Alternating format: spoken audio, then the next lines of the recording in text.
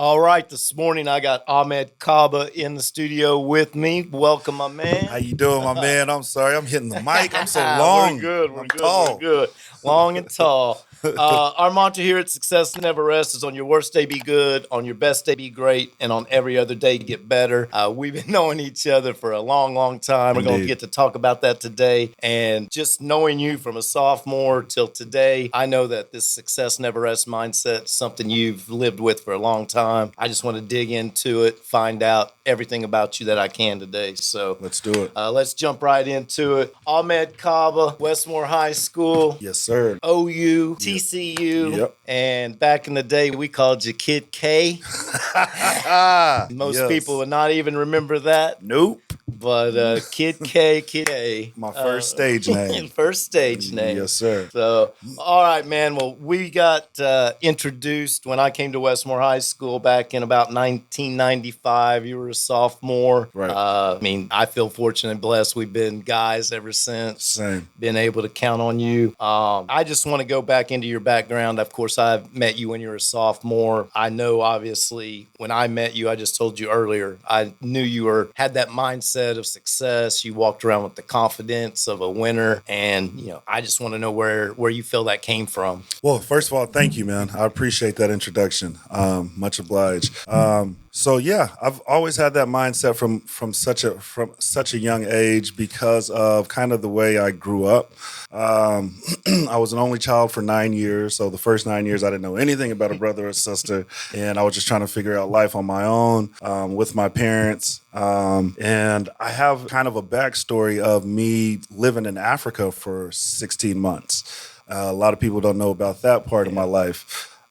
So whenever, I don't know if you want me to get into that now or if you want me to go into that a little bit later. Nah, jump into it, man. So some of that, there was a time in a period in my life when I was about 3.5, 4. I was sent to my grandparents' house in West Africa, Sierra Leone. I don't know if you've seen that movie Blood Diamonds, but that's what it's all Yeah. kind of over there, the conflicts over there and all of that. But this was before any conflicts or anything. Africa, that part of the world was okay to live in. So I stayed with my grandparents for a spell, and I actually started going to school out there in Africa. So I was going to school every day. My mom was still here in Norman, which is where I was born. My dad was still in Norman. They were trying to figure things out as a young couple. Yeah. And so whenever I stayed there, I was thinking every other week I was coming back. I'm like, yo, when am I going home? When am I going home? I moved from a college town in Norman, Oklahoma, across the street from University of Oklahoma. All of a sudden, I'm in West Africa. Okay, so talk about a shock, if you will. So whenever I got there, I was always wanting to come back. When am I coming back? When am I coming back? Finally, there was a track meet, long story short, at the school. And they said all grades, all ages can go. Everybody can participate. So I said, you know what? This will be the way I will smoke everybody and make my parents be like, yo, okay, you need to come back to America. As a kid, I'm thinking it's kind of my fault. So I'm trying to win my parents' love back. And it had nothing to do with that as I got older. Yeah. But that's what I'm thinking at the time. So I took it upon myself at a 3.5, 4 years old to start training for this track meet. Wow. I lived about 3 to 4 miles from my house, and every morning I'm running to school, and every day I'm running home. So every day for about 2-3 weeks, I was going back and forth. This is at 3, 4 years old, Mike. And so I never got a chance to actually run the track meet because obviously they were going to let my kindergarten ass Beat everybody. or even just participate with the high schoolers. They didn't tell me all that. So, but them not telling me that may have shown me who I truly was at a very young age. Yeah. So by the time I came back, that part of life, as far as confidence and so on, long story short, was part of the byproduct. I know your father was a professional soccer player, so I know some of your competitiveness probably comes from that. Yes. I know mom, business owner. So I just want you to take a chance, this opportunity, talk a little bit about them and what they meant for your life. Sure. My dad, he was my superhero at a young age. He was amazing. I used to watch. I was fortunate enough to be able to see him still play. And I used to be on the sidelines watching him play in a soccer game, and I was amazed. And I was like, yo, I want to be that one day. I'm seeing my dad do bicycle kicks in the middle of a game. I've seen him land on his shoulder and break his shoulder from doing bicycle kicks. Like he was my hero. Yeah. And so that was motivation alone in sports. And he and I had that sports bond from day one. Because there was a respect factor, when it comes to that. As far as my mother, she was tenacious. She was the life of the party. She gave me all of the encouragement that I needed. My parents were great when it came to, raising a child. So I attribute a lot of it to my parents. I still remember your parents to this day. Always just very classy people, and I know you're very proud of them and things. So, and I know they're very proud of what you've become and the man you become. Thank you, man. Well, I want to take a chance to go back in time a little bit. Yes. Go back to Westmore High School where we first met, your sophomore year. Yep. There's a Fatima Cooper. Fatima Cooper. She was a beast. Yep. I still talk to her every now and then on Facebook mostly. And you tell her Coach Ho said hi. I definitely will. But let's see. Sophomore year, Ahmed Kabba. Multi-sport athlete, didn't play soccer though. Did you play soccer in your youth? Yes. I was supposed to go in soccer. That was supposed to be my thing. Yeah. At one point, I was playing as a 14-year-old playing under 19. I was really supposed to go in soccer. And then American sports started taking over. It's like, hey, come try it out. And I remember going on the basketball court for the first time with Coach DeCarlo. Do you remember DeCarlo? I do remember Coach DeCarlo. And I remember I was finally transitioning from soccer to basketball. And I had all the great footwork, like Keem Olajuwon, because of soccer. Mm-hmm. But I wouldn't dribble because I was still so soccer oriented. Yeah. So I would forget to dribble and I would walk all the time. And DiCarlo used to give me a hard time about it. And Josh Berglund, you remember Josh? Uh-huh. Yeah, he used to give me a hard time about it as if he was nice on the court. So yeah, that was good times. Yeah. We both went through a little, I'm gonna say, obstacle during this time. Life.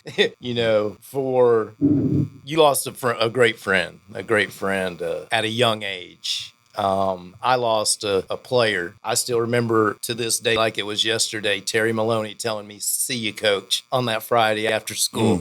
He said it every day to me, "See you, coach." And it stuck with me to the point where I always told my players, "I'll see you." I would never say goodbye. It's always said, "See you." I was always impressed with how you handled it. I just want to know how it affected, how you moved forward and how you did move forward. It was hard. It really, it hit home for me when that happened. It was really the first person that was that close to me. That's who actually showed me how to start shooting, because my shot was horrible. I was just such a good athlete. I could go to the bucket. Yeah. But Terry and I would stay after practice every day and shoot and challenge each other. And he would give me tips and stuff like that, man. And that was such a good kid, man. Such a good soul. Yeah. And it really, whenever he passed, it touched a lot of hearts, a lot of people. The way I adjusted, I'm not sure. I think I kind of took it out on opponents whenever I was on the court or on the field, whatever I was doing. Those kind of things, I just kind of let it fuel me, and you got to channel those things. Yeah. And so compartmentalize it. Yeah. I see, and I think social media has a lot to do with it. I see people today go through the same situation, and instead of moving forward, they seem to stay there. Stagnant. And I don't want to say waller in their misery or whatever it is, but they don't move forward, and eventually that hurts you. As a human, where it should propel you. I feel. And there's never a way, you don't ever get over it. You just learn how to live with it. Yeah. So no, I totally, I was fortunate enough when I was your age, 16, 17 years old, I didn't have to deal with such things. Having Terry in my class, and it was a experience for all of us, I know. And I think we all grew from it. Let's move on to, your college experiences. Sure. We've talked a lot about basketball, and that's where I got to coach you, but you excelled on the football field as well. Right. All-state wide receiver at Westmore, go to OU, and end up at TCU. But tell me just a little bit about your college experience and how it's led to what you're doing today. Okay. Well, first of all, I always tell people I was a basketball player. I was a hooper playing football. Let's start there.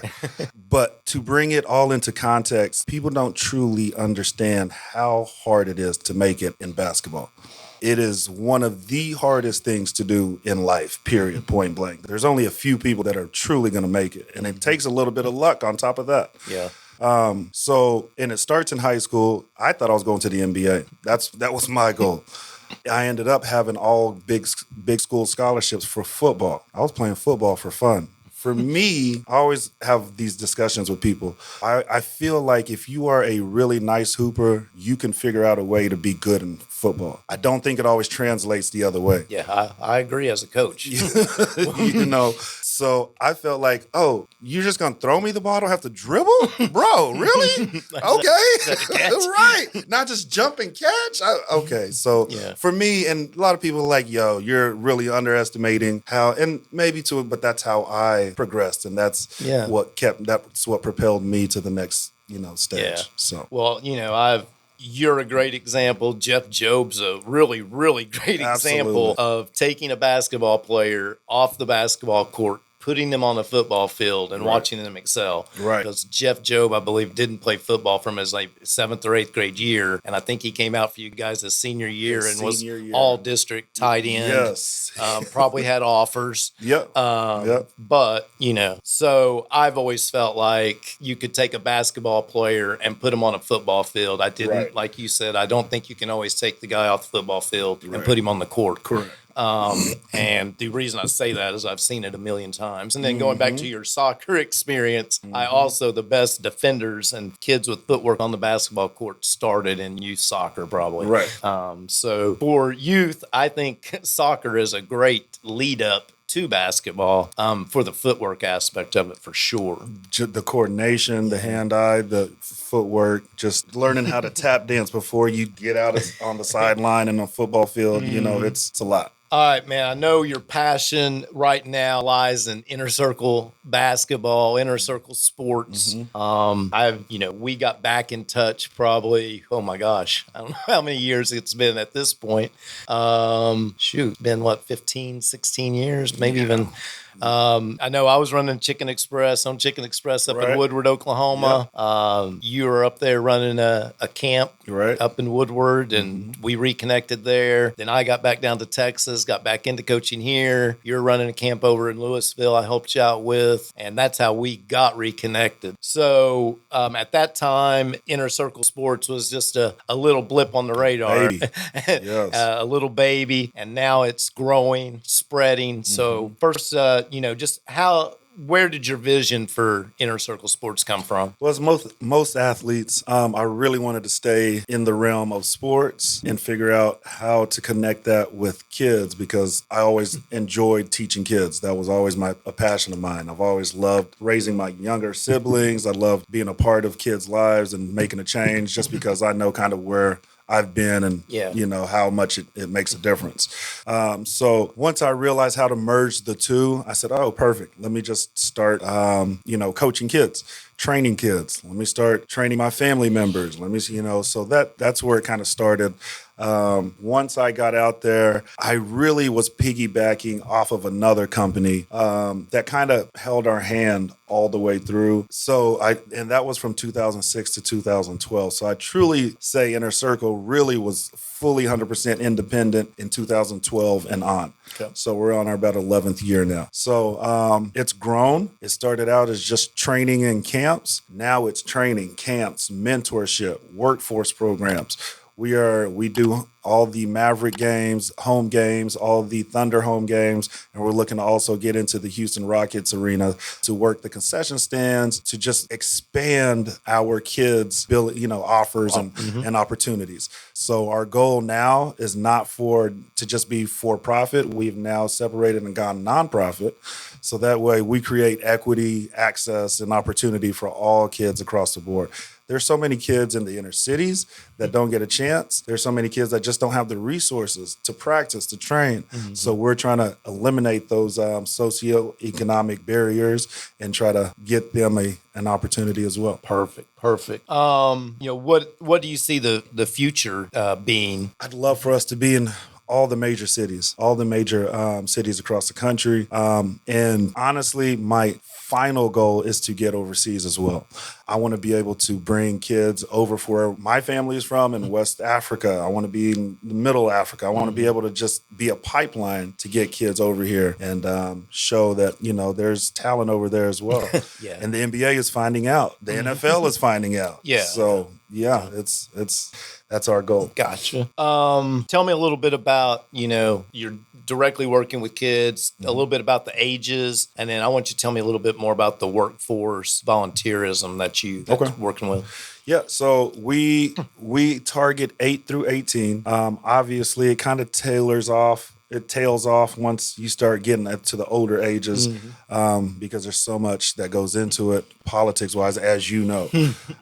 So most of our focus is 8 through 15, to be honest. That's what we get a lot of. Boys and girls. I'm really looking to try to get into the girls realm a lot more than we have in the past. So that's kind of the goal that we're looking at. But staying with the younger generation where their minds are still moldable is so key for us right now. It makes it a lot easier to coach, Yeah. if you start them younger. As far, what was the second part to the question? I don't know. Good ass kid. That's a good answer. No, it was about the workforce and working in the arenas and things. Right. So a lot of people fundraise through selling chocolates and that barbecues and food and all that kind of stuff. I remember Avon. I'm getting old. All of that kind of stuff. Yeah. Right. So this is a lot more fun. You got experience. You're in a crowd of people. Kids, I think, enjoy those types of fundraising as opposed to, selling chocolate. So if there's a family that can't afford to pay for our program, you can come and volunteer 3 times and that'll cover the whole scholarship for your kid. So now there's no excuse. But you do have to trade something for something. Yeah. It can't just be free for free. Come and give me some of your time and then we can kind of, compensate you for our time as well. Yeah. Man, I think that's great. So what do you see kids' biggest strengths? Let's start off the court. Right. Let's start off the court. What are kids' biggest strengths these days off the court? Their biggest strengths are they are big time dreamers, which is excellent because I feel like my generation kind of started losing some of that. But they're huge on advancing. What they're not too big on is seeing how we even got here in the first place. So there has to be kind of a balance. Like, go ahead. There has to be a balance. For instance, I was watching a show. This has nothing to do with any of this, but it's the only example I can think of right now. I was watching 60 Days In, and this older guy is in the jail pod with a younger guy. And the younger guy is like, racism doesn't exist. It no longer exists anymore. It's this thing that happened with you older people. And the veteran guy is like, dude, my son just called me the other day and I was in jail. And he's like, Dad, what do I do? The police is following me and blah, blah. Like, racism still exists, yes. But yes, has it gotten better? Absolutely. But you cannot just discredit what all is really going on. Don't be oblivious to what's obvious as well. So they're really good at dreaming. Yes. They're not so good at seeing the past or trying to take any responsibility for that. Accountability. Responsibility, yep. Okay. And then on the court, just in general, what do you see their biggest strengths right now? Training. It's made a huge difference. Huge. Back in my day, training was playing your older cousins. Go to the park every day. And that's literally how I built I remember in 8th grade, to go back to DiCarlo, I was averaging 1.5 points in 8th grade. I remember in the middle of a game one time, I shot the ball over the whole backboard. And I heard these giggles on the sidelines from these two girls on the front row. And I remember looking at them and I remember that feeling. Every day from that day on, I went to the park every single day. I think I missed 2 days that summer. Every single day. I came back ninth grade. The crowd was chanting my name. I'm like 18 points deep. Put in Kabba. And I was like, yes, that's better. That's better. But you went to the park with some intention. With intention, man. I wanted to get better. I wanted, to be known. I think there's a bit of insecurity that athletes also have that we need to fill that void with some kind of appraisal, some kind of, compliments. There, as confident as we are, the more confident we are, the more insecurities we're usually hiding as well. Yeah. So that's a thing that people don't understand. So it's a balancing act. Yeah. For instance, that Dylan Brooks thing, not to cut you off. That's just confidence exuding out of him. Did he cross the line? Yes, he definitely did. But I would rather ride with somebody on my team like that.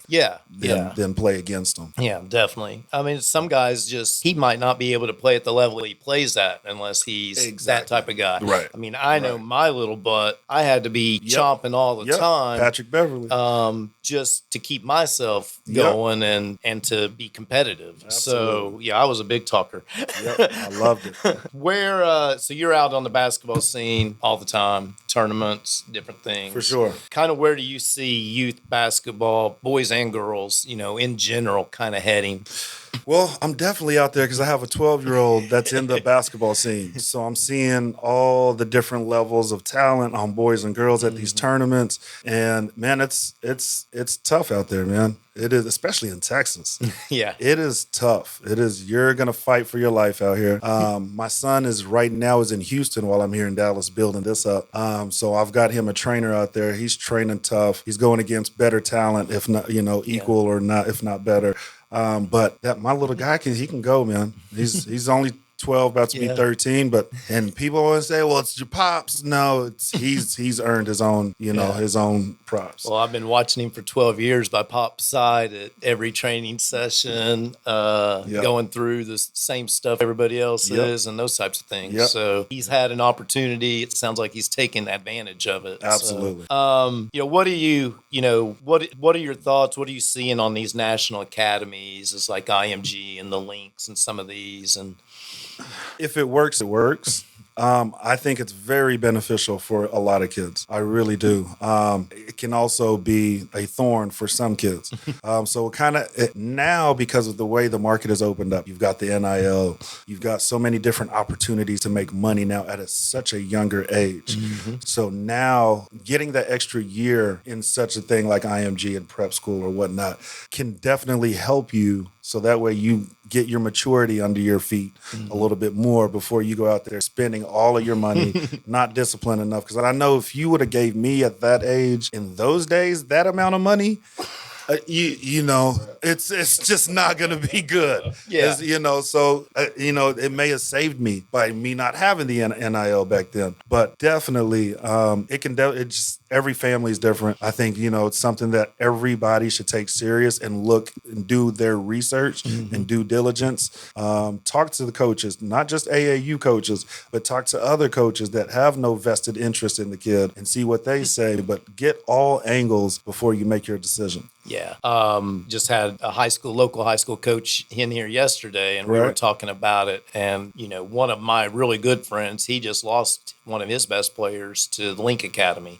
And, our number one player in the nation out of Lake Highlands just left for Link Academy. So, Dallas is, I don't know, I think right now we're probably one of the best places for high school athletics as far as basketball goes. Right. Definitely. But because of our NIL rules in Texas, kids are leaving. They'll go play in Oklahoma for a lesser program and a lesser coach just because they can make some money, which I don't blame them. I'm kind of with you. At a younger age, if a kid could make the money, if I had a kid in the state of Texas told me that they couldn't get an NIL deal, we'd probably be at the Supreme Court. Right.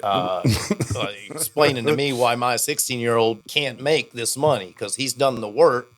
He can in that other state. So anyway, But back to the coach, we were just kind of talking about, it used to, we felt like we did our job when our kid got that D1 scholarship or the D2, whatever they wanted to go. We did our job. Now we have to look at it that we did our job if our best junior goes to the Link Academy or IMG. Now we were also talking about there's some there's opportunities around Dallas to go to different private schools, and you might not get as good a good experience that you might have got at the high school, but kids will still leave. So we were just talking about kind of depending on the kid, like you, and the school they're going to makes a big difference. If you're going to IMG and playing for Kevin Ollie, then it's probably the same as playing for Jeff Clarkson over at Prestonwood. Right. Absolutely. But if you're going to play at John Paul, and I don't even know who the coach's name is over there, and you're leaving a PCA or a good public high school with a good coach to go somewhere like that, then I don't think that is a great move. Right. But there's also, a fact that I want to touch on as far as college. College is getting less and less, I hate to say it, but as important as it was. I dare to say that just because the development process isn't there. It's all about team. There's no skill development for any of them. You might get a warm-up skill development, but there's not really, you have to go seek your own trainers. Because they're trying to put 7 new guys together into a team, in a couple of months. Right. So they don't have the time. It's not their fault. It's just, that's the way it is. So unless they change the rules and give them more time to where they can get skill development, and then is that even possible? So we'll see how this college thing goes. I just think of watching it over the last several years. It's like D1s kind of, obviously your higher D1s are one thing, but then, some are like high school. Right. And the high school might be kind of bumping down to the freshmen. It's like everything's kind of ticking down because now instead of going to Duke, I can go straight to the G League. Right. And things of that nature. So, like I said, we've been knowing each other since you were about 15, 16 years old, I think. I mentioned earlier, the first time I met you, see you on the court and things, I just saw a kid with a winning mindset, the success just dripping off you. How do you keep yourself motivated and motivate all these kids around you? I've got one answer for both of those. I just keep remembering that mental picture of me as a kid when I was their age. Excuse me. Still kind of chokes me up and touches me whenever I think about it and harp on it a little bit. But I just remember being that 4-year-old kid, and I see that 4-year-old kid in every kid that I come across. So that is my motivation. My son is my motivation. He motivates me more than anything in this world. Seeing him play and display his level of talent in his own way and writing his own book, man, that's a dad's dream. Well, I appreciate you coming on. You got anything else you want to drop before we get off? Nah, no raps today, Coach. No raps today. I didn't come prepared. Shout out to my boy John Burrow, the Sweet Three. Shout out to Jeff Joe. We talked about you. A couple of high school guys. Jeff Yowzy. You remember Jeff Yowzy? I don't know if you remember. Yeah. I'm thinking of high school guys. But Keith and Chaos, shout out to you too, man. All my basketball people, and much love to you, Coach. I tell you all the time, we were just talking about skill development. You are who brought skill development to us at Westmore. You taking me to the side by myself and working with me on my left hand, and you seeing it in games. I know the way you felt is how I feel now when I watch my son. So thank you for everything you've always done for me, bro. Man, I appreciate you giving me a chance to even be a little part of your life, bro. Much love, man. I appreciate you. All right.